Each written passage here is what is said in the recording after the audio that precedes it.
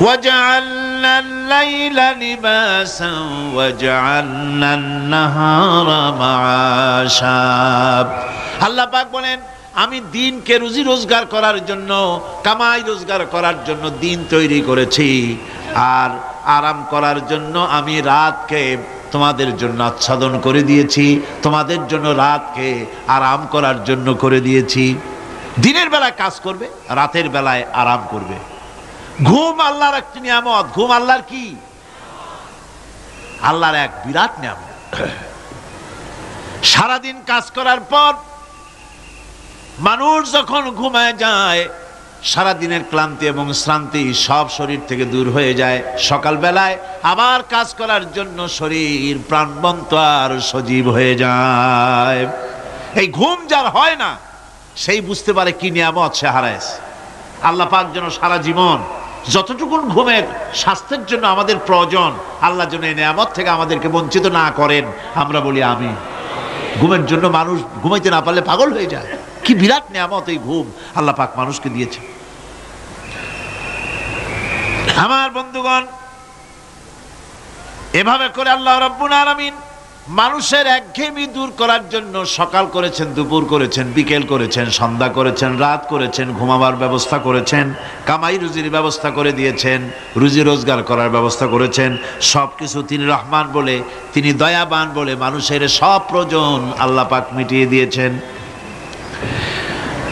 আল্লাহ সুবহানাহু ওয়া তাআলা তিনি বলছেন, আমার রহমতেই পৃথিবীর মাটি থেকে তোমাদের ফসল উৎপাদিত হয়। তোমরা দেখো, আফারাআইতুম মা তাহরুসুন আআনতুম তাজরাউনাহু আম নাহনু যারিউন। জমিন থেকে ফসল কে উদ্গত করে? উদ্ভিদকে কে গজায়? তুমি গজাও না, আমি গজাই। আল্লাহ পাক বলেন সমস্ত উদ্ভিদগুলি আমি তোমাদের জন্য গজায় দেই, উঠায় দেই।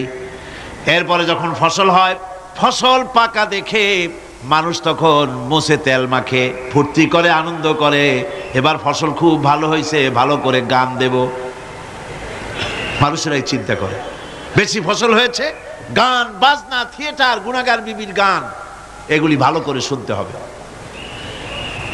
গাছে কাঁঠাল, গোপে তেল, জমিনে ফসল, মুছে তেল মাখে আনন্দ করে যে গান বাজনা করবে। আল্লাহ পাক বলেন, দেখো, লাউ নাশাউ জাআলনাহু হুতামান ফাযালতুম তাফাক্কাহুন। যদি আমি ইচ্ছে করি তাহলে তোমার ফসলকে আমি কুটায় পরিণত করে দিতে পারি। তখন তো তুমি নিজের কপালে করাঘাত করবে আর বলবে, আহারে মাহরুম হয়ে গেলাম, বঞ্চিত হয়ে গেলাম। আল্লাহ যদি ইচ্ছে করেন তাহলে ফসলগুলিকে আল্লাহ পাক তুষে পরিণত করে দিতে পারেন না? সিটায় পরিণত করে দিতে পারেন না? অবশ্যই। সেই জন্য আল্লাহ পাক বলছেন, যেগুলি সব আমার ক্ষমতা, আমি আপন নিয়ামতে, আপন বরকতে, রহমান নামের কারণে আমি তোমাদের সব আমি গুছিয়ে দিচ্ছি। আল্লাহ পাক ফসলের জন্য, আপনার জমিনের ফসলের জন্য আল্লাহ পাক বিনা পয়সায় সারের ব্যবস্থাও করে দিয়েছেন। জোরে কোন সুবহানাল্লাহ। সেই সারটা হচ্ছে কি? ওয়া মিন আয়াতিহি আইয়ুরিকুমুল বারকা খাউফান ওয়া তামআম ওয়া ইউনাজ্জিলু মিনাস সামাই মা।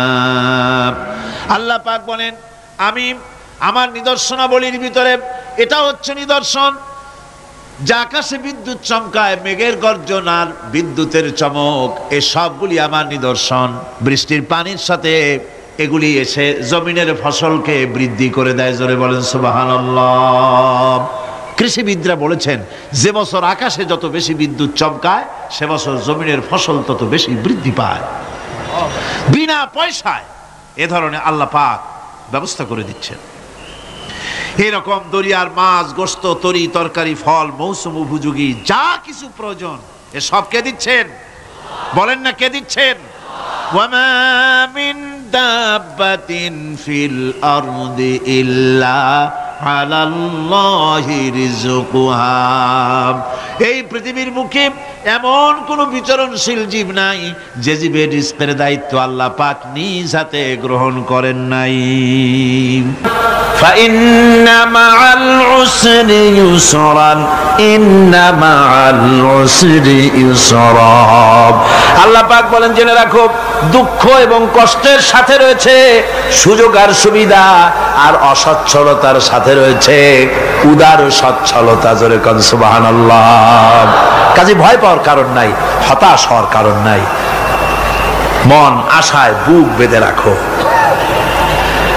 গুনাহ করেছো, হতাশ হয়ো না। যুবকদের গুনাহ করা স্বাভাবিক। ইউনিভার্সিটির ছাত্র, কলেজের ছাত্র, প্রফেসর, শিক্ষক, অফিসার ঘুষ খেয়েছেন, জিনা করা হয়েছে, মদ খাওয়া হয়েছে, মিথ্যা কথা বলা হয়েছে, যাই কিছু করেন না কেন ভয় পাওয়ার কারণ নাই, নিরাশ হওয়ার কোনো দরকার নাই। আল্লাহ পাক ডেকে বলেছেন, কুল ইয়া ইবাদিয়াল্লাযীনা আসরাফু আলা আনফুসিহিম লা তাকনাতু মির রাহমাতিল্লাহ। আরে আমার আল্লাহর মতো এত ভালো আর কেউ আছে? এত দরদ আর কারো আছে? আমার আল্লাহ বলেন, ও নবী আপনি শুনায় দেন,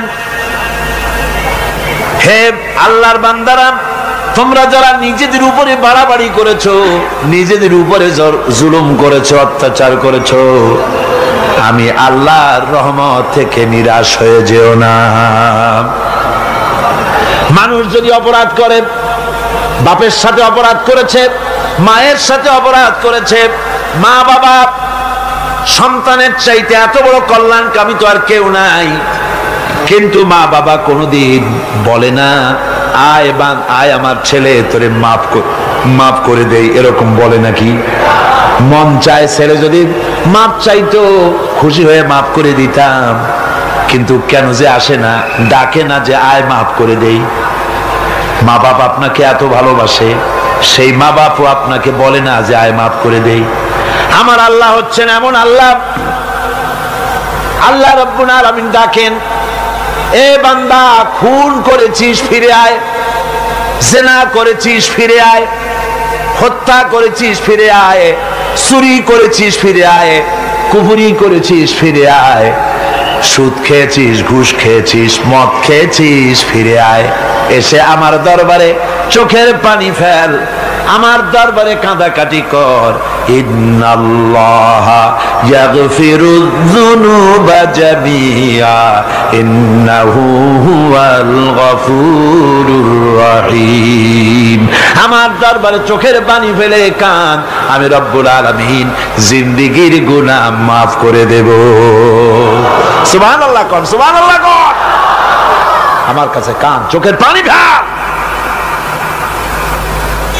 আল্লাহ রাব্বুল আলামিনের কাছে বান্দার দুইটা ফোঁটা বেশি প্রিয়। একটা হলো জিহাদের ময়দানে যে রক্ত ফোঁটা দেওয়া হয়, এটা আল্লাহর কাছে প্রিয়। আর আল্লাহর ভয়তে গুনার জন্য লজ্জা করে, অনুশোচনা করে বান্দা যখন চোখের পানি ছেড়ে দেয়, আল্লাহর কাছে এটা অত্যন্ত প্রিয়। নবীজি বলেছেন, বান্দা যখন গুনার ভয়তে, আল্লাহর ভয়তে, জাহান্নামের ভয়তে অনুশোচনা করে যখন চোখ দিয়া পানি ছেড়ে দেয়, ওই চোখের পানি নাকের অর্ধেক আসতে না আসতে আল্লাহ রাব্বুল আলামিন বান্দারে মাফ করে দেন। আল্লাহ বরদাস্ত করতে পারেন না যে বান্দা কান্দু।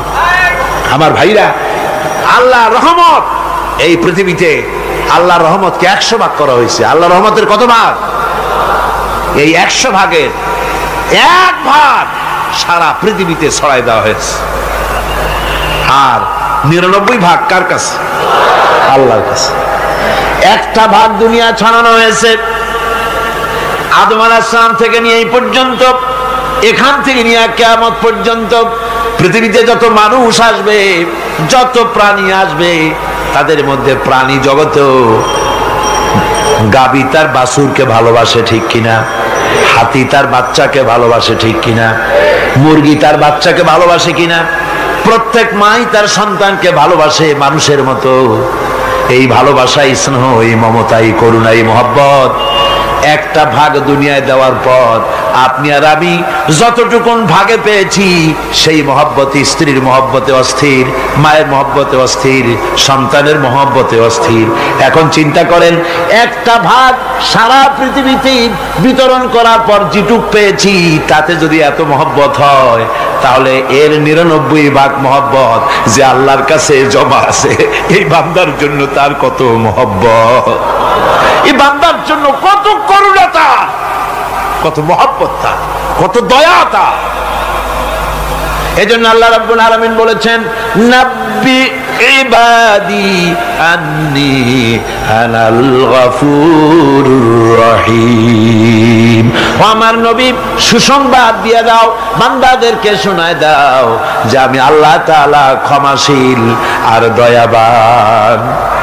হুজুর কাঁদতেছিলেন, হযরত ওমর রাদিয়াল্লাহু তাআলা আনহু এসে দেখেন হুজুর একা কাঁদতেছে।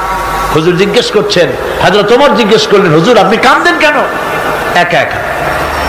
হযরত ওমর বলেন, আমি যখন প্রশ্ন করলাম নবীজি বললেন, আমার কাছে কিছু আগে জিবরাইল এসেছিলেন, জিবরাইল এসে আমাকে বললেন আল্লাহ পাক বলেছেন, হে আমার নবী, ইসলামের ভিতরে থেকে যে সমস্ত মানুষগুলো ইসলামের ভিতরে থেকে চুল আর দাড়ি পাকায় দিছে, কিয়ামতের দিন এই লোকগুলারে আমি শাস্তি দিতে আমার শরম হবে।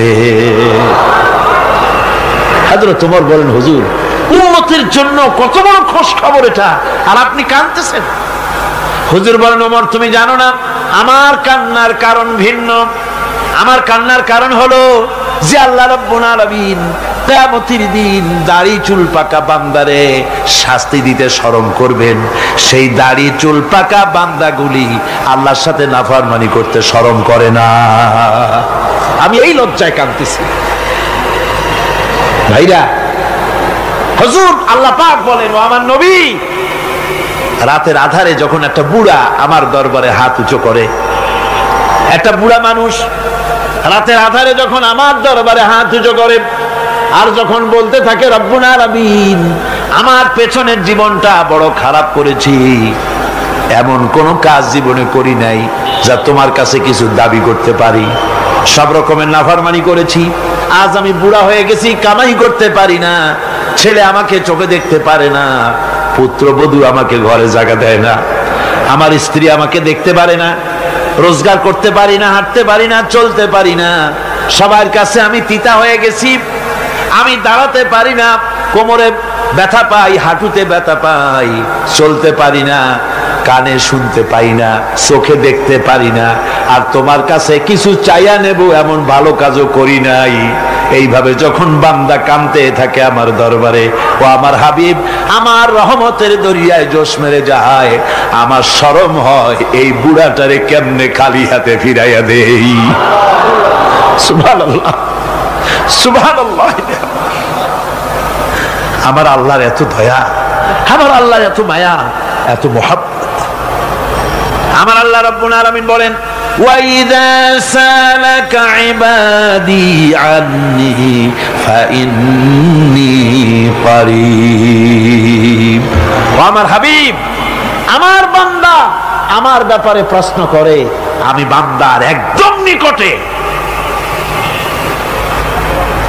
কোরআন শরীফের ভিতরে যত জায়গায় রাসূলকে বলা হয়েছে সুয়ালের কথা, আপনাকে প্রশ্ন করা হয়, আল্লাহ তার জবাব কুল এই কথা বলে জবাব দিয়েছেন। যত জায়গায় সুয়াল এসেছে, যেমন কোরআনে কারীমের মধ্যে আল্লাহ পাক বলেন, ওয়ায়াসআলুনাকা আনিল মাহিদ, মেয়েদের হায়েজ সম্পর্কে জিজ্ঞাসা করা হয়, কুল হিয়া আযা, হে নবী আপনি বলুন। এভাবে করে কুল দিয়ে জবাব দেওয়া হচ্ছে। আবার প্রশ্ন করা হচ্ছে, ওয়ায়াসআলুনাকা আনিল আনফাল, এই গনিমতের মাল সম্পর্কে হুজুর আপনাকে, হে নবী আপনাকে প্রশ্ন করা হয়। আল্লাহ কুল দিয়া জবাব দিলেন, আল্লাহ বলেন আপনি বলেন। ওয়ায়াসআলুনাকা আনিল খামরি ওয়াল মাইসির, আল্লাহ পাক বলেন নবী আপনারে প্রশ্ন করা হয়, কুল ফীহিমা ইসমুন কাবীর, আল্লাহ কুল দিয়া বললেন তুমি বলো। আবার বলা হলো ওয়ায়াসআলুনাকা আনিল আহিল্লা কুল হিয়া মাওয়াকিতু লিন্নাস। ও নবী, আপনাকে প্রশ্ন করা হয় চাঁদের ক্রমবর্ধমান এবং ক্রমহ্রাস, এই যে বাড়ে আর কমে, পূর্ণিমা হয় অমাবস্যা হয়, কেন হয়? আপনি বলুন, কুল, আপনি বলেন, এটা আমি অর্থ এবং সময়, বছর আর দিন গণনা করার জন্য পৃথিবীবাসীদের জন্য বিনা পয়সায় একটা ক্যালেন্ডার বানাইয়া আকাশে ঝুলাই রেখেছি। এভাবে যত জায়গায় এসেছে আপনাকে প্রশ্ন করা হয়, তত জায়গায় আল্লাহ জবাব দিয়েছেন, কুল, আপনি বলেন। গোটা কোরআন শরীফের ভিতরে এই একটি মাত্র জায়গা যেখানে বলা হয়েছে আপনাকে প্রশ্ন করা হয়। আল্লাহ এখানে বলতে পারতেন, কুল, আপনি বলেন, আল্লাহ তোমাদের নিকটবর্তী, এভাবে জবাব হয় নাই। এটা কায়দাটা হলো এই, আল্লাহ বলতেছেন, ওয়াইজা সালাকা ইবাদি, ও আমার নবী, প্রশ্ন তো আমার বান্দারা আমার ব্যাপারে করেছে, এবার আপনার জবাবের কোনো দরকার নাই। প্রশ্ন আমার ব্যাপারে, আমি নিজে জবাব দিয়ে দেই, ফা ইন্নী কারীব। ও বান্দা, আমার ব্যাপারে প্রশ্ন করেছিস, জবাব আমি দেই, আমি তোর সবচাইতে বেশি নিকটে। সুবহানাল্লাহ। কত নিকটে? ওয়ানাহানু আকরাবু ইলাইহি মিন হাবলিল ওয়ারিদ। তোর যে রগ, এই শাহরগের চাইতেও আমি তোর বেশি কাছে। সুবহানাল্লাহ। আমারে ডাক, আমারে ডাক, কলিজা দিয়া ডাক, অন্তর দিয়ে ডাক। মনের থেকে মানুষ যদি ডাকে, মুখের ডাক আর মনের ডাক এক জিনিস নয়। দিল সে জুবাত নিকলতি হ্যায়, असर रखती है पर नहीं मगर ताकते परवाज रखती है। দিল থেকে যে কথা বেরোয় তা প্রভাব বিস্তার করে, ডানা নাই কিন্তু ওড়ার ক্ষমতা রাখে। মনের কথাই ভিন্ন। মন থেকে, দিল থেকে, কলিজা থেকে, অন্তরের গভীর কন্দর থেকে মুহাব্বতের সাথে কেউ যদি একবার বলে আল্লাহ, বলেন আল্লাহ, আল্লাহ, আল্লাহ। আল্লাহ রাব্বুল আলামিন বলেন, অন্তরের অন্তঃস্থল থেকে একটি বার যদি বান্দা বলেন আল্লাহ, আল্লাহ বলেন 70 বার সাড়া দিয়া জিজ্ঞেস করি, বান্দা কি চাও, আমি তোমার কাছে আসি। সুবহানাল্লাহ। আমি তোর একদম কাছে, কি চাস বল, বল আমার কাছে। এমন দয়াবান, এমন মেহেরবান, এমন আল্লাহ আমাদের। সে আল্লাহ রাব্বুল আলামিন, তিনি বলছেন, وقال ربكم ادعوني استجب لكم। তোমাদের রব বলেছেন, আমারে ডাকো, আমি আল্লাহ ডাকের সাড়া দিয়া দেব। সুবহানাল্লাহ। কারে ডাকতে হবে? কারে ডাকতে হবে? এই বিশাল জনসমুদ্র একযোগে চিল্লা এখন কারে ডাকতে হবে? কোন পীর সাহেবকে নয়, আল্লাহর কসম কোন খাজা বাবাকে নয়, ডাকতে হবে কারে? চিল্লা এখন কারে? ওয়াকালা রাব্বুকুম উদউনি, তোমার রব তোমাকে বলতেছে আমারে ডাকো, আস্তাজিব লাকুম, আমারে ডাকবে, আমি সাড়া দিয়ে দেব। সুবহানাল্লাহ। আল্লাহকে ডাকেন, কি চাই আপনার বলেন, কি চাই? আল্লাহর কাছে চান, আল্লাহ দিয়ে দিবে। দেওয়ার জায়গা আল্লাহর কাছে চাইবেন, আল্লাহ দিবেন। দেওয়ার জায়গা, চাওয়ার জায়গা হলো সেজদায় পড়ে যাবেন। আমার ভাইয়েরা, জায়গাটা চিনায় দিলাম। মাজারে যাওয়া লাগবে না, কবরে যাওয়া লাগবে না। 2 রাকাত নামাজ পড়ে সেজদায় পড়ে গিয়া যত বিপদ আছে, মুসিবত আছে, সেজদার মধ্যে চোখের পানি ছেড়ে দেন আর কেন্দে কেন্দে জীবনের কথা বলেন। আল্লাহ রাব্বুল আলামিন আপনার আওয়াজ শুনবেন আর দোয়া কবুল করে নিবেন। কামতে হবে আল্লাহর কাছে। কার কাছে? আল্লাহর কাছে। সুম্মা ইস্তাগফিরুল্লাহ, আর এরপরে সে যদি আমি আল্লাহর কাছে ক্ষমা চাই, ইয়াজিদিল্লাহ গফুরার রহিমা, সে আমি আল্লাহকে গফুর এবং রহিম হিসাবে পাবে। সুবহানাল্লাহ। আল্লাহকে গফুর এবং রহিম হিসাবে পাওয়া যাবে। সব আল্লাহকে বলতে হবে, গুনাহ মাফ চাইতে হবে। এই জন্য হুজুর সাল্লাল্লাহু আলাইহি ওয়াসাল্লাম দৈনিক 100 বার তওবা পড়তেন। কোন হাদিসে আছে 70 বার, কোন হাদিসে আছে 100 বার তওবা পড়তেন। নামাজের পরে তো প্রত্যেক নামাজই পড়তেন হুজুর, সালাম ফিরাতেন আর সাথে সাথে বলতেন আল্লাহু আকবার, আস্তাগফিরুল্লাহ, আস্তাগফিরুল্লাহ, আস্তাগফিরুল্লাহ। মনে থাকবে আপনাদের? মনে থাকবে? সালাম ফিরাইয়া কি বলবেন? না, সালাম ফিরাবার সাথে সাথে বলবেন আল্লাহু আকবার, তারপরে পড়বেন আস্তাগফিরুল্লাহ, আস্তাগফিরুল্লাহ, আস্তাগফিরুল্লাহ। তওবা পড়বেন, আল্লাহর কাছে সবসময় গুনাহ মাফ চাইতে থাকবেন, বিনীত থাকবেন। আল্লাহকে পাওয়া যাবে, তাকে রহিম হিসেবে পাওয়া যাবে। সুতরাং ঈমান বিল্লাহ, আল্লাহর প্রতি ঈমান আনলে পরে চতুর্থ নম্বরের যে উপকারটা হবে সেটা হলো হতাশায় ভুগবে না, নিরাশায় ভুগবে না, আশায় বুক বেঁধে উঠবে, ঈমান মজবুত হবে, আল্লাহর কাছে মানুষ বিনয়ী হয়ে যাবে। এবার পঞ্চম নম্বরের উপকার আমি বলছিলাম, ঈমান বিল্লাহ, আল্লাহর প্রতি ঈমান আনলে পরে অসংখ্য উপকার হয়, অসংখ্য বৈশিষ্ট্য আছে। এর 6টা উপকারের কথা আমি বলবো। কয়টা? অসংখ্য উপকারের ভিতরে প্রধান 6টি উপকারের কথা বলবো। এর বললাম কয়টা? 4টে বলেছি। এবার বলো পঞ্চম উপকারের কথা। আল্লাহর প্রতি আপনি পূর্ব পশ্চিমে কতবার মুখ ঘোরালেন, এটাই কিন্তু আপনার আসল সৎ কাজ নয়। আসল সৎ কাজ হলো আল্লাহর প্রতি ঈমান আনা। এই ঈমানের ব্যাপারে 3টা দিন আমরা পার করে দিলাম, এখনো কথা শেষ হয় নাই।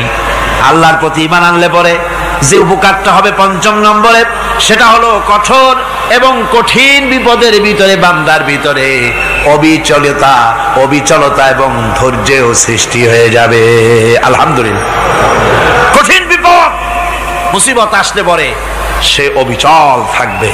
সারা দুনিয়ার বিপদ আপদ, শত্রুতা, দুঃখ, কষ্ট, মুসিবত, জুলুম, নির্যাতন সবকিছু পাহাড়ের মতো উঁচু হয়ে তাকে ঘিরে ফেলবে, কিন্তু তাকে এক চুলও নাড়াতে পারবে না।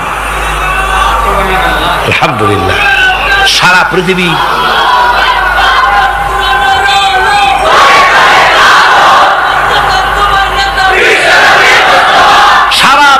একদিকে আর সে একা একদিকে থাকবে। বিরোধিতা তো হবেই, বিপদ তো আসবেই।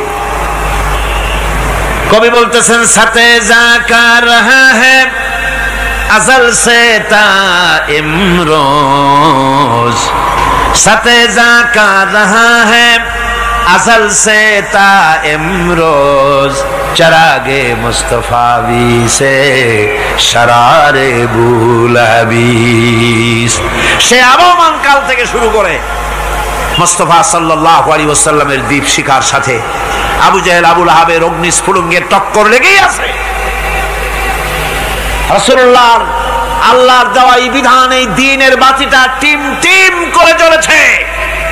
আর গোরকি, টর্নেডো, হাজার হাজার মাইল বেগে হেরিকেন এসেছে, গোরকি এসেছে, টর্নেডো এসেছে, টাইফুন এসেছে, কিন্তু এই আলো নিবাইতে পারে নাই। সুবহানাল্লাহ।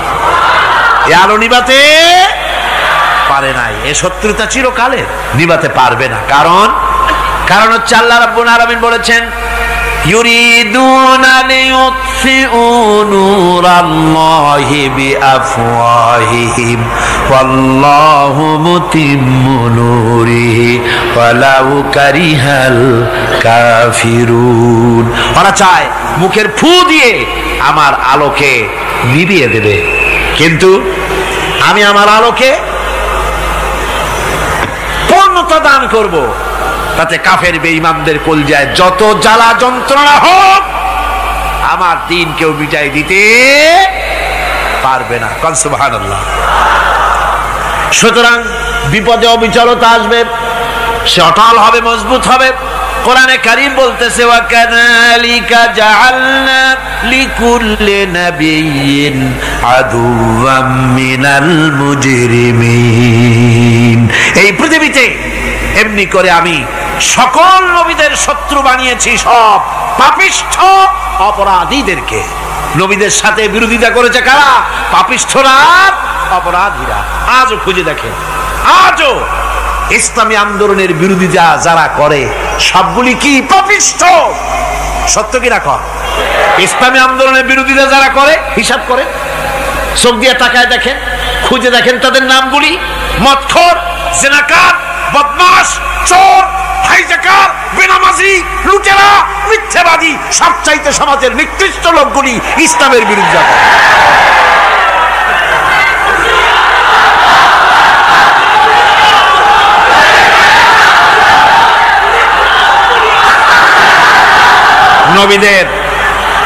নবীদের শত্রু আল্লাহ বলেন সব যুগে নবীদের সাথে শত্রুতা করেছে পাপিষ্ঠরা। আল্লাহর কথা, কার কথা? সকল যুগে নবীদের সাথে শত্রুতা করেছে পাপিষ্ঠরা, নিকৃষ্ট ধরনের অপরাধীরা। সুতরাং নবী রাসূলদের অবস্থা যখন এই, তখন দ্বীনের দাওয়াত যারাই দেবে তাদের কিসমত এরকম হবেই। এই বাধার মোকাবেলা তাদেরও করতে হবে। এই যে বাধাটা আসে, এই যে মারে, অপরাধ কি? এই যে তারা চোর বা ডাকাত যাদের মারা হয়। আল্লাহ রাব্বুল আলামিন বলেন অপরাধ হলো ওয়ামা নাকামু মিনহুম ইল্লা আইয়ুমিনু বিল্লাহিল আজিজিল হামিদ। অপরাধ হচ্ছে ঈমানদার লোকদের উপরে নির্যাতন চালিয়েছে, অন্য কোনো কারণে নয়। কারণ একটাই, তারা আল্লাহর জমিনে আল্লাহর দ্বীন প্রতিষ্ঠা করতে চেয়েছে, আর কোনো অপরাধ না।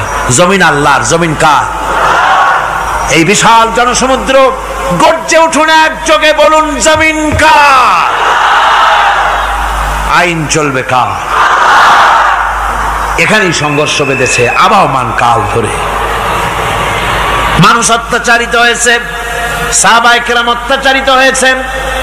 বুখারী শরীফের হাদিসে এসেছে রাসূল করিম সাল্লাল্লাহু আলাইহি ওয়াসাল্লামের কাছে হযরতে খাব্বাব গিয়ে উপস্থিত হয়েছিলেন।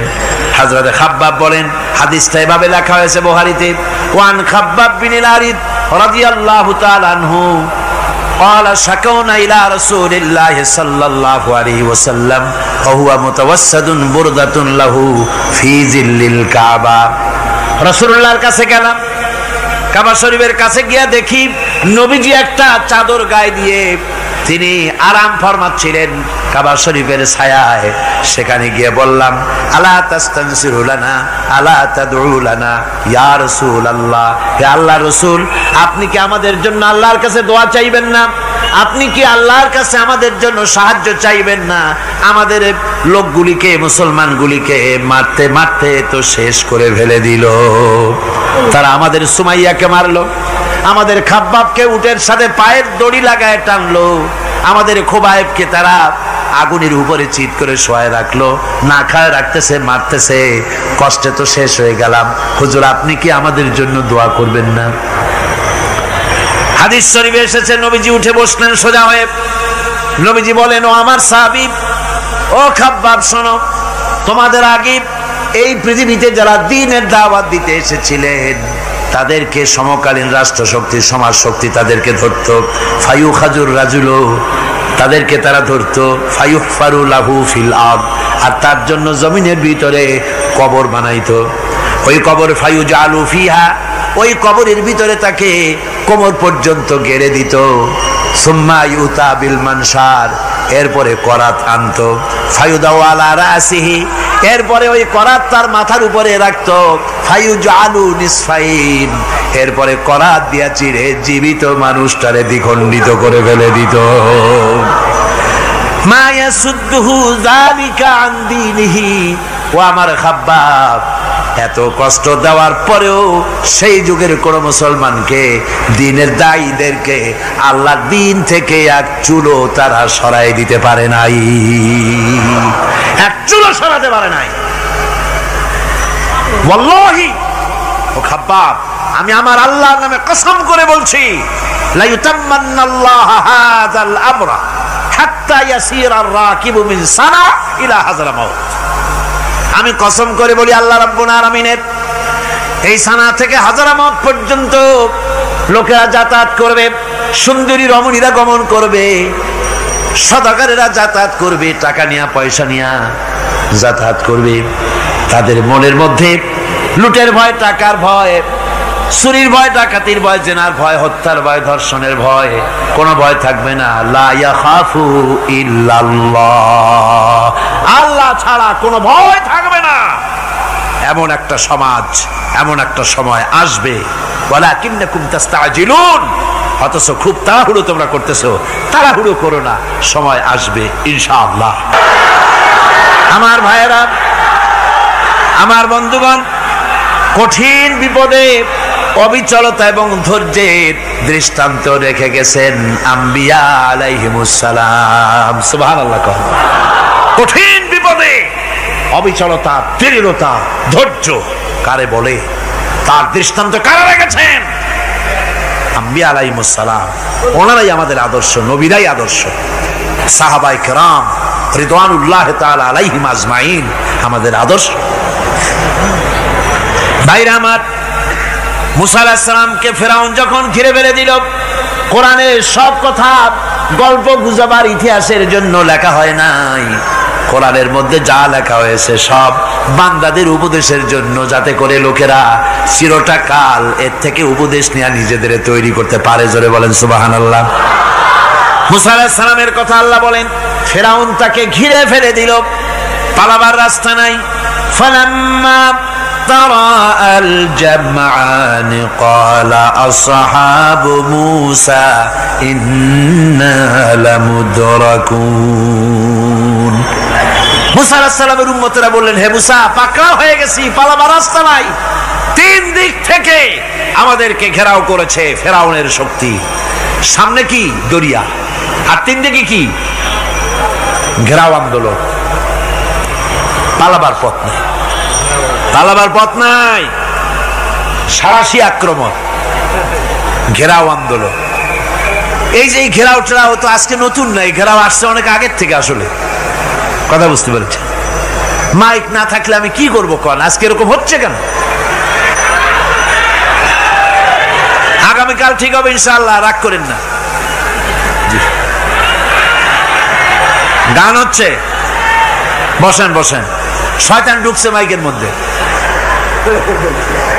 অনেক সময় হয় কি, মাইকের হাই পাওয়ারের যে মেশিন আছে, এর ভিতরে ইথার থেকে রেডিওর ওই গানগুলি ওর মধ্যে ঢুকে পড়ে। কথা বুঝতে পেরেছেন? এই জন্য শয়তান তো আর বসে থাকে না, ওরও তো কিছু করার আছে।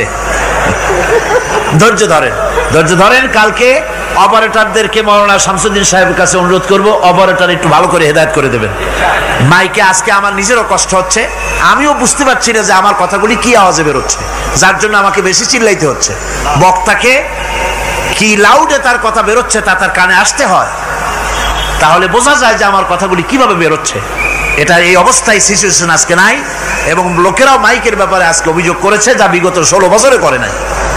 সেটের ব্যাপারে কোথাও কোনো অসুবিধা হয়েছে? মাইকটা ভালো, এবং মাইক যারা দেন প্রতি বছর খেদমত করে, আল্লাহ তাদের প্রতি রহম করুন। সবাই বলেন আমিন। এদেরকে রাগ করে পথে পাই আবার মারধর করেন না। সিলেটের যে তাফসির মাহফিল হয়, বিগত 19 বছর তাফসির করেছি একটানা, এবার 20 বছর পুরো হবে ইনশাআল্লাহ। সিলেটে একটানা 20 বছর তাফসির করতেছি সেখানে। তো মাইক, যে একটা লোক বিনা পয়সায় মাইক দেয়, মাইকের ভাড়া সে নেয় না। তাফসিরের মাহফিলের মাইকের ভাড়া নেয় না। যে বছর এরশাদ সরকার আমাকে প্লেন থেকে নামতে দিল না, আপনাদের মনে আছে? সিলেট থেকে ফিরাই দিল। এই খবরটা মাইকম্যান যখন শুনেছে যে আমাকে নামতে দেয় নাই, ফিরাই দেওয়া হয়েছে, সাথে সাথে স্ট্রোক করেছে, হার্ট ফেল করে দুনিয়া থেকে বিদায় হয়ে গিয়েছে। সিলেটে তাফসির হতে পারবে না, এই কথাটা বরদাস্ত করতে পারে না। আমি কেঁদেছি আর দোয়া করেছি, আল্লাহ, কোরআনের মহব্বতে লোকটার এই অবস্থা হলো, তোমার জান্নাত তুমি দয়া করে তাকে দান করে দিও। কাজে কোনো ব্যবসায়ী চায় না যে তার ব্যবসাটা খারাপ হোক, লোকেরা মন্দ বলুক। এ মাইকের ব্যাপারে আপনারা আজকে রাগারাগ করেন না, যা হয়েছে কালকে ভালো হবে ইনশাআল্লাহ। সবাই বলেন ইনশাআল্লাহ। এখন চলেন আমরা ফেরাউনের অবস্থা দেখি গিয়া কি করতেছে ফেরাউন। মুসা আলাইহিস সালামকে ঘেরাও করে ফেলেছে, পালাবার উপায় নাই। একদিকে দরিয়া, তিন দিকে ফেরাউনের শক্তি। এই যে ঘেরাও টেরাও মানে নতুন তো না, ধর্মঘট নতুন না, পুরানা জিনিস। এই পৃথিবীতে সর্বপ্রথম ধর্মঘট কিসের উপরে হয়েছে জানেন? এই পৃথিবীর প্রথম ধর্মঘট হয়েছে পেঁয়াজ, রসুন আর ডাইলের উপরে।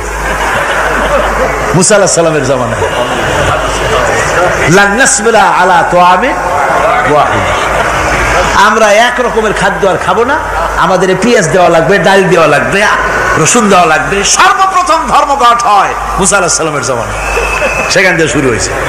কিন্তু মশাল মিছিল যে আসলো কই থেকে এইটা আমি খুঁজে পাইনি। পরে প্রত্যেকটা জিনিসের একটু ইতিহাস আছে, আমি খুঁজতে খুঁজতে পেলাম। আমি জানি না এর ইতিহাস মূলে কোথায়, কিন্তু আমি যদ্দূর খুঁজে পাইছি সেটা হলো মশাল মিছিলের আবিষ্কার হয়েছে লঙ্কায় রাবণের সময়। হনুমানের লেজে আগুন দিয়া তারপরে লঙ্কা কাণ্ড ঘষালো, নামই আছে লঙ্কা কাণ্ড। হনুমানেরা লেজে আগুন দিয়ে রাবণ যে লঙ্কায় মশাল মিছিল করেছিল হনুমানদের দিয়া, ওই হনুমানের ওই সিস্টেমটা এখনো আমাদের দেশে চালু আছে। এইটা আসলে কোন ভদ্রলোকের এই মিছিল হওয়া উচিত না। আগুন নিয়ে কিসের মিছিল? আগুন হলো জাহান্নামের প্রতীক। আগুন কিসের প্রতীক? জাহান্নামের প্রতীক। যদিও আমাদের উপকারে লাগে, কাজে লাগে। সুতরাং আমরা যা করব প্রত্যেকটা জিনিসের পেছনে সুন্নতে নববীর কোনো না কিছু থাকতে হবে। কথা বুঝতে পেরেছেন? তিন দিক থেকে ঘেরাও হয়ে গেছে, পালাবার কোনো রাস্তা।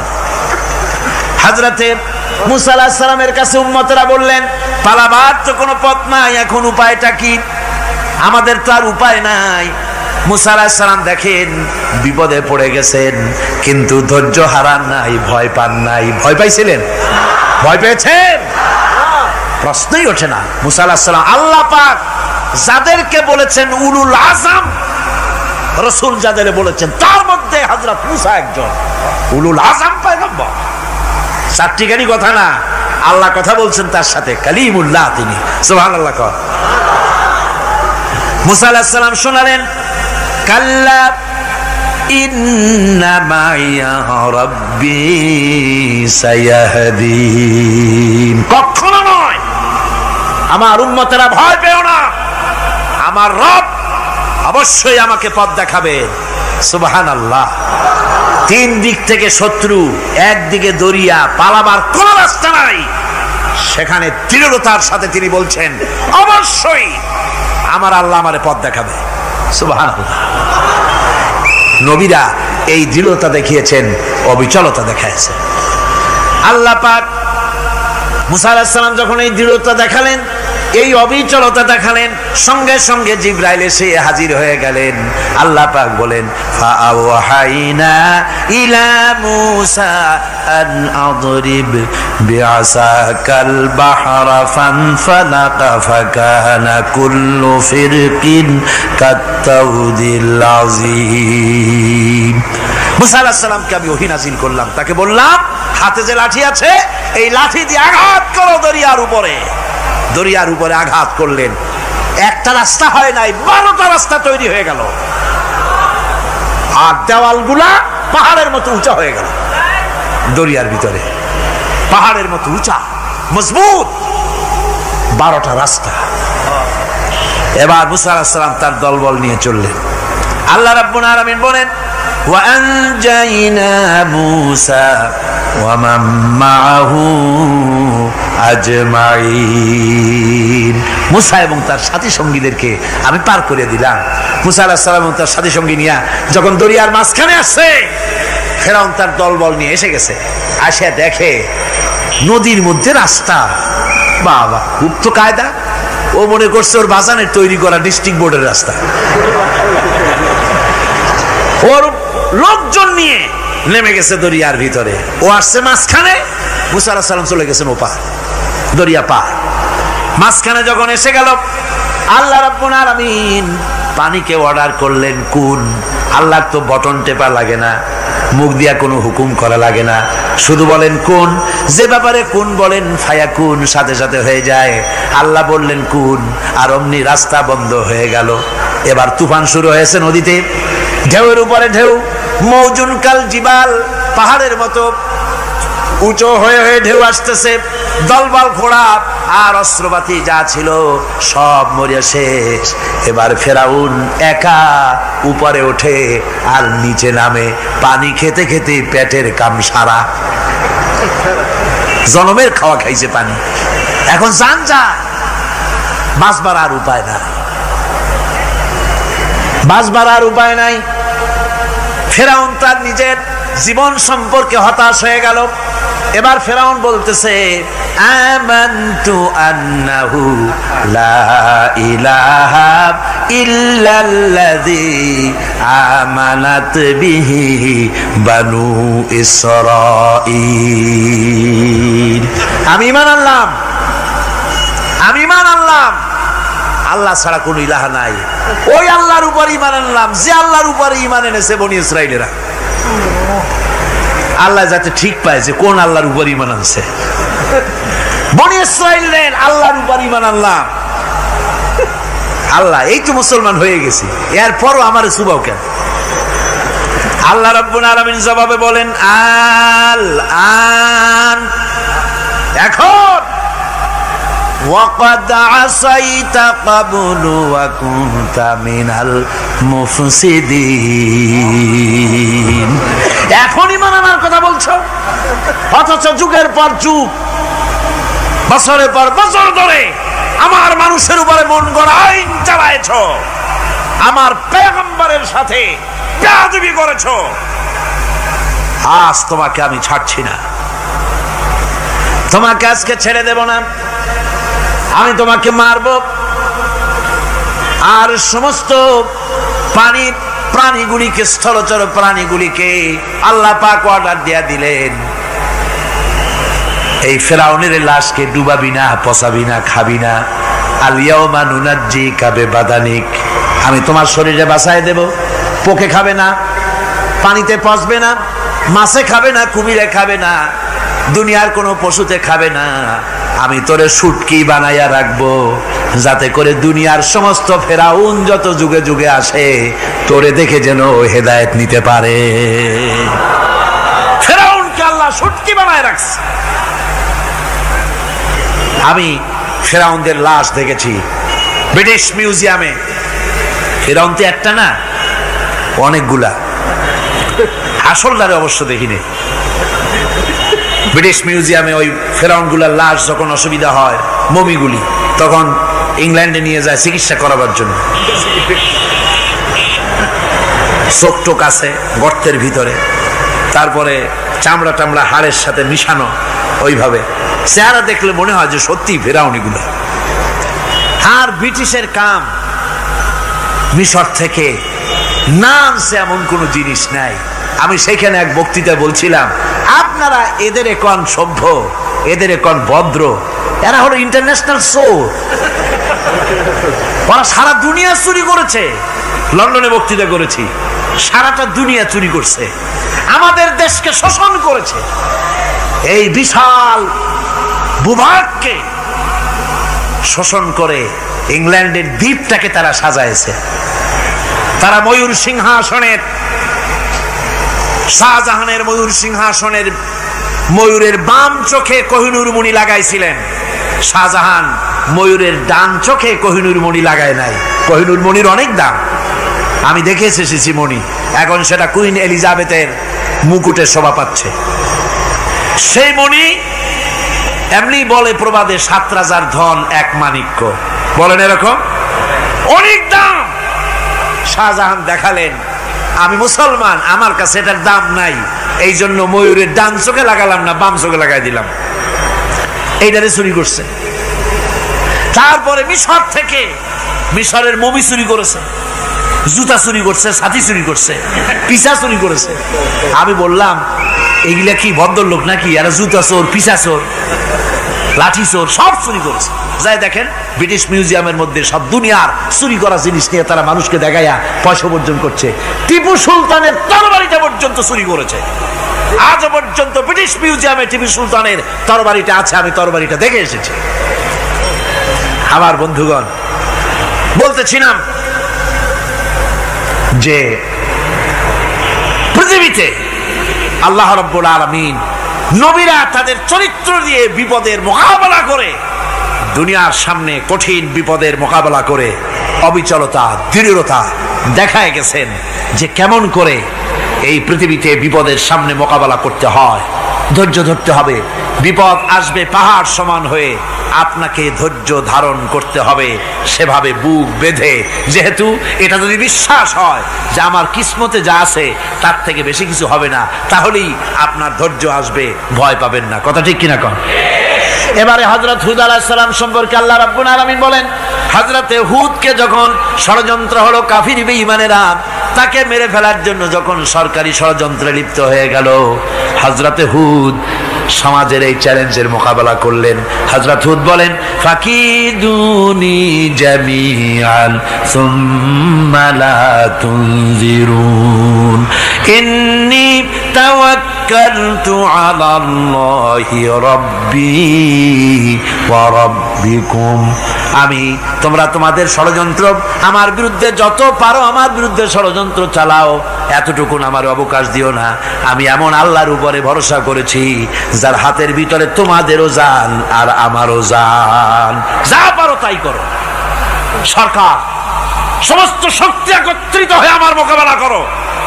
একদিকে হুদ আলাইহিস সালাম, আর একদিকে গোটা জাতি। হযরত হুদ ভয় পায় নাই। সুবহানাল্লাহ খান। ঈমান বিল্লাহ মানুষের কলিজাকে এভাবে শক্ত করে দেয়। কোন আলহামদুলিল্লাহ। এবারে এই বিপদের, কঠিন বিপদের মোকাবেলা করে আমার রাসূল যে প্রমাণ দিয়া গেলেন, আমার রাসূল যে কঠিন বিপদের মোকাবেলা করলেন, ভাইয়ের আমার, হিজরতের রাতে সওর পাহাড়ের ভিতরে যখন তিনি আশ্রয় নিলেন, হযরতে আবু বকর সাথে ছিলেন। হযরতে আবু বকর রাদিয়াল্লাহু তাআলা আনহু বলেন, হুজুর আপনি দাঁড়ান, এটা তো পাহাড়িয়া গুহা, গুহার ভিতরে সাপ থাকতে পারে, বিচ্ছু থাকতে পারে, আমি আগে ঢুকি, বিপদ যদি হয় আমার উপর থেকে হয়ে যাক। গুহার ভিতরে নেমে গুহা সাফ করলেন। এরপরে হুজুরকে ডাকলেন, হুজুর তাশরীফ নিলেন গুহার ভিতরে। এরপরে হুজুর বললেন, আবু বকর পাহাড়ে হেঁটে হেঁটে 2-3টা পাহাড় পাড়ি দিয়া যাওয়া লাগে সোর পাহাড়ে। মদিনার সোজা রাস্তা হুজুর ধরেন নাই, মেসফালার পথ দিয়া জাবালে কেদোয়ার উপর দিয়া 3টা পাহাড় পাড়ি দিয়া তারপরে হুজুর গেলেন সোর পাহাড়ে। গুহার ভিতরে হুজুর তাশরীফ নিলেন। বললেন, আবু বকর তুমি বসো, তোমার উরুর উপরে মাথা রেখে আমি একটু আরাম করি। হযরতে আবু বকর বসলেন, হুজুর তার উরুর উপরে মাথা রেখে ঘুমায়ে গেলেন। আর এরপরে কাফির বেঈমানেরা তালাশ করতে করতে কাফেরেরা এসে গেল পায়ের চিহ্ন দেখে দেখে গর্তের কাছে। হযরত আবু বকর ভয়তে কেঁদে ফেললেন, আহারে আর তো উপায় নাই, এবার তো ধরা পড়ে গেছি, এবার নবীজিকে মেরে ফেলে দেবে। নবীর মহব্বতে, নিজের মহব্বতে নয়, নবীর মহব্বতে কাঁদতেছিলেন। হুজুর বলেন, হুজুরের ঘুম ভেঙে গেল। বলো, আবু বকর কাঁদো কেন? ছেলের কথা, মেয়ের কথা, বিবির কথা, বাড়ির কথা মনে পড়লো নাকি? হযরত আবু বকর বলেন, ইয়া রাসূলুল্লাহ, আল্লাহর কসম করে বলি, যেদিন ঈমান এনেছি এই কলিজার ভিতরে মা বাপ, স্ত্রী, পুত্র, পরিজন, এমনকি আমার নিজের জীবনের চাইতে আপনারে বেশি ভালোবাসি। তা কাঁদো কেন? কাঁদো কেন? হযরত আবু বকর বলেন, হুজুর ধরা পড়ে গেছি, কাফেররা এসে গেছে গর্তের কাছে, তাকালি আমাদের দেখতে পাবে, আমরা তো মাইনরিটি, ওরা তো মেজরিটি, আমরা তো ধরে মারি ফেলাই দেবে, আপনাকে মেরে ফেলে দেবে, এই জন্য কাঁদি। আল্লাহ রাব্বুল আলামিন হুজুর তখন কি দৃঢ়তা, কি অবিচলতা, কি ধৈর্যের পাহাড় সম মনোবৃত্তি তখন দেখালেন। আল্লাহ কোরআন শরীফে চিরকাল যাতে মানুষেরা হেদায়েত নিতে পারে সেজন্য হুজুরের কথা উঠায় দিলেন কোরআনে। আল্লাহ পাক বলেন, ইযহুমা ফিল গার ইয ইয়াকুলু লিসাহিবিহি লা তাহজান ইন্নাল্লাহা মা'ানা। ও বন্ধু, ভয় পেও না, আল্লাহ আমাদের সাথে আছেন। সুবহানাল্লাহ। আল্লাহ আমাদের সাথে আছেন। আমরা মাইনরিটি নই, আমরাই মেজরিটি। আল্লাহ আছে আমার সাথে, ভয় পাওয়ার কোনো কারণ নাই। সুবহানাল্লাহ। আল্লাহ পাক বলেন, فأنزلallahu সাকিনাতাহু আলাইহি ওয়া আইয়াদাহু বিজুনুদিন লাম তারাওহা। আমি এদের অন্তরের ভিতরে আমি শান্তি নাজিল করে দিলাম, প্রশান্তি দিয়া দিলাম, আর আমি সাহায্য করলাম, আর এমন সব সৈন্য পাঠায় দিলাম যে সৈন্যগুলি তোমরা দেখতে পাও নাই। সুবহানাল্লাহ ওয়া বিহামদিহি। ভাইরা আমার, রাসূল করিম সাল্লাল্লাহু আলাইহি সাল্লাম এই বিপদের মাঝে, চরম বিপদের মাঝে অবিচলতা, দৃঢ়তা, কঠিন আত্মনির্ভরতা দেখিয়েছেন। এগুলি হলো ঈমানের পঞ্চম নম্বরের উপকারিতা। আল্লাহর প্রতি ঈমান আনলে এভাবে পাহাড় সম ঈমান মজবুত হয়ে যায়। জেলের পরোয়া করি না, ফাঁসির পরোয়া করি না, শহীদ হওয়ার পরোয়া করি না, মেরে ফেলে দেবে, উড়ায় দেবে, হত্যা করবে, পরোয়া করি না। পরোয়া করি কেবলমাত্র কাকে? জোরে বলেন কারে? এইরকম মুসলমান হাজার হাজার লাখ লাখ দরকার নাই, 313 জন যথেষ্ট। কয়জন যথেষ্ট? 313 জন যথেষ্ট। বদরে যারা জান দিয়ে মাল দিয়ে দ্বীনকে প্রতিষ্ঠিত করেছিলেন, এরকম 313 জনই যথেষ্ট ছিল। এই দৃঢ়তা, এই অবিচলতা, এই ঈমান, এই ধৈর্য শিক্ষা দেয়, এই উপকার করে ঈমান বিল্লাহ। আল্লাহর প্রতি ঈমান আনলে এভাবে পাহাড়ের মতো শক্ত হয়ে যায় কলিজা। কোন আলহামদুলিল্লাহ। আমার বন্ধুগণ, এবার আমি বলবো সর্বশেষ উপকারের কথাটা বলি, মোনাজাত ছেড়ে দেব। কয়টার কথা বলছিলাম? উপকার 6টা উপকারের কথা বলেছি। অনেকগুলি বৈশিষ্ট্য, অনেকগুলি উপকারের মধ্যে আল্লাহর প্রতি ঈমানের 6টা উপকারের কথা 5টা বলা হয়ে গেছে। এবার 6ষ্ঠ নম্বর এবং শেষ নম্বর, এটা হচ্ছে আল্লাহর প্রতি ঈমান আনলে পরে তার দ্বারা সবচাইতে বেশি ফায়দা পায় সমাজ এবং রাষ্ট্র। কোন আলহামদুলিল্লাহ, কোন আলহামদুলিল্লাহ। আল্লাহর প্রতি ঈমানের দ্বারা নৈতিক সংশোধন হয় এবং রাষ্ট্র আর সমাজ সবচাইতে বেশি উপকৃত হয়। কারণ হলো ঈমানদার ব্যক্তি আল্লাহর প্রতি যে ঈমান এনেছে, তার মনের মধ্যে ধারণা এটা হয়, আমার কোনো কাজ তো গোপন থাকে না। ইন্নাল্লাহা লা ইয়াখফা আলাইহি শাইউন ফিল আরদি ওয়ালা ফিস সামা। আল্লাহর কাছে গোপন বলতে কিছু নাই, আকাশেও নাই, জমিনেও নাই, কোনো কিছু গোপন নাই। সুতরাং আমি যা করি সব আল্লাহ দেখেন এবং শোনেন। এমনকি মানুষ যে কল্পনা করে, সে কল্পনাও আল্লাহ টের পায় না, নাকি? টের পায় কি না? ওয়াইন তুবদু মিন আনফুসিকুম আও তুখফুহু ইউহাসিবুকুম বিহিল্লাহ। মনের ভিতরে যে কল্পনা করো, আল্লাহ পাক বলেন এই কল্পনারও হিসাব আমি রব্বুল আলামিন তোমার কাছ থেকে নেব। ফায়ুআযযিবু মান ইয়াশাউ, যারে খুশি শাস্তি দেব, আর যারে খুশি আমি maaf করে দেব। জোরে বলেন সুবহানাল্লাহ। ফায়াগফিরু লিমান ইয়াশা ওয়া ইউআযযিবু মান ইয়াশা, যারে খুশি maaf করব, যারে খুশি শাস্তি দেব, কল্পনারও হিসাব নেব। এই কথা মুমিনের যদি জানা থাকে, তাহলে আর তার কোনো চিন্তা থাকে না, তার নৈতিক চরিত্র ভালো হয়ে যায়। কোন সুবহানাল্লাহ। আমার বন্ধুগণ, ঈমানদার লোক, আল্লাহর প্রতি ঈমান আসলে পরে সমাজ উপকৃত হয়, রাষ্ট্র উপকৃত হয়ে যায়। যেহেতু বান্দা জানে আমি দায়িত্বহীন কোনো কথা বলতে পারবো না, দায়িত্বহীন কোনো কাজ করতে পারবো না। আল্লাহ পাক বলেছেন, মা ইয়ালফিযু মিন কাউলিন ইল্লা লাদাইহি রাকীবুন আতীদ। বান্দা এমন কোনো কথা বলে না যে কথা আমার ফেরেশতারা রেকর্ড করে না রাখে। কাজী মুমিন ব্যক্তি আল্লাহর ভয়তে দায়িত্বহীন কথা বলবে না। নির্বাচন আসতে পরে রাস্তা সোনা দিয়ে বান্দায় দেব, এই করব সেই করব, না খাইয়া কেউ মরবেন না। আসে না নির্বাচনের সময় সেরাগালি বদনারা মঞ্চে দাঁড়িয়ে কত বড় বক্তৃতা করে, ভাইয়ের আমার, বোনের আমার, এবার আমার বোতল মার্কা বাক্স, আপনারা আমাকে ভোট দিয়ে দেশ এবং জাতির আরেকবার 12:30 বাজাইবার সুযোগ দিন। এবার ক্ষমতায় গেলে কেউ না খাইয়া মরবেন না, কিন্তু কি খাইয়া মরবে তাও বলেন। এর মারফতি অর্থ হচ্ছে এই, ওরা যদি ক্ষমতায় যেতে পারে তাহলে বিষ খাইয়া হোক, গুলি খাইয়া হোক, কিছু না কিছু খেয়ে মরতে হবে। একেবারে খালি পেটে মরলে গ্যাস্ট্রিক হওয়ার সম্ভাবনা আছে। ঈমান বিল্লাহ যদি না থাকে, আল্লাহর ভয় যদি না থাকে, তাহলে দায়িত্বহীন কথা বলে। আর আল্লাহর ভয় যদি থাকে, তাহলে নৈতিকতার সংশোধন হয়ে যায়, দায়িত্বপূর্ণ কথা বলে, মানুষকে ফাঁকি দেয় না। আমার বন্ধুগণ, আল্লাহ রাব্বুল আলামিন তার বান্দা যারা আল্লাহকে ভয় করে, সে ভয় করা বান্দাগুলির মনের মধ্যেই চিন্তা এসে যায়, আমি যেখানে থাকি না কেন আল্লাহ আমাকে দেখতেছেন, শুনতেছেন। রাতে হোক দিনে হোক, যেখানে আছি আল্লাহ আমারে দেখতেছেন।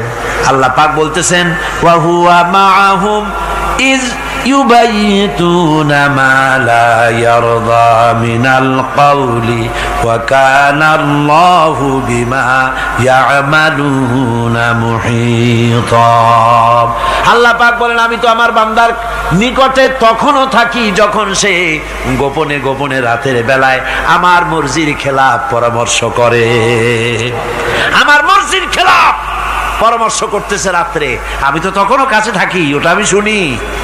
ঈমান যদি আসে, তাহলে এই সব কাজ থেকে সে বিরত থাকে। সে যদি কম হয় সেখানেও আল্লাহ, বেশিও যদি হয় সেখানেও আল্লাহ। এমন কোন জায়গা আছে নাকি চিটাগংয়ে যেখানে আপনি একটা আকাম করবেন আর আল্লাহ টের পাবে না? কোন আছে নাকি? আচ্ছা, চট্টগ্রামে না থাকুক, বাংলাদেশের কোন জায়গা আছে নাকি? পার্বত্য চট্টগ্রামে যত পাহাড় আছে, উঁচু নিচে জায়গা আছে, ওই জায়গায় বোধহয় আছে নাকি? সারা পৃথিবীতে আছে কোথাও? আল্লাহকে ফাঁকি দেওয়ার জায়গা কোথাও? সব স্পষ্ট। আল্লাহ কি ঘুমায় নাকি? ঘুমায়? তার কাছে দিনও যায়, রাতও তাই। সমানে তিনি দেখতে পান, শুনতে পান, সবকিছু দেখতে পান, সবকিছু শুনতে পান। তাকে ফাঁকি দেওয়ার কোনো উপায় নেই। এই জন্য ৬ষ্ঠ নম্বরের উপকার যেটা হয়, সেটা হলো সমাজ উপকৃত হয় ওই মানুষ দিয়ে যার মধ্যে ঈমান আছে। হযরত ওমর রাদিয়াল্লাহু তাআলা আনহু রাতের আধারে শেষ রাত্রে ঘুরতেছিলেন, দেখেন এক বাড়িতে কথা হচ্ছে, কথাবার্তার আওয়াজ পাওয়া যায়। মনে করলেন কোনো অসুখ বিসুখ নাকি। ঘরে গিয়ে কান পাচ্ছেন দেওয়ালের সাথে, শুনতে পাচ্ছেন ভিতরে বুড়ি মা তার মেয়েকে বলছে, এই মেয়ে ওঠ, উটের দুধ দোয়াই নিয়ে আসছি, এর মধ্যে পানি মিশা, তারপর সকালে বাজারে নিয়ে যা। মেয়ে বলছে, মা এই কামটা আমি পারবো না। কেন পারবি না? হযরত ওমর ফরমান জারি করেছেন, দুধে পানি মিশাতে নিষেধ করেছে, কাজে এই কাজটা আমি পারবো না। আরে বেটি, আমিরুল মুমিনিন দেখ এখন কোথায় যাই, ঘুমায় আছে, সে কি দেখতেছে নাকি যে পানি মিশাই না কি মিশাই? মেয়ে বলতেছে, মা আমিরুল মুমিনিনকে ফাঁকি দেওয়া যেতে পারে, তার পুলিশ বাহিনীকে ফাঁকি দেওয়া যেতে পারে, কিন্তু আল্লাহ রাব্বুল আলামিনের চোখকে ফাঁকি দেওয়া যাবে না।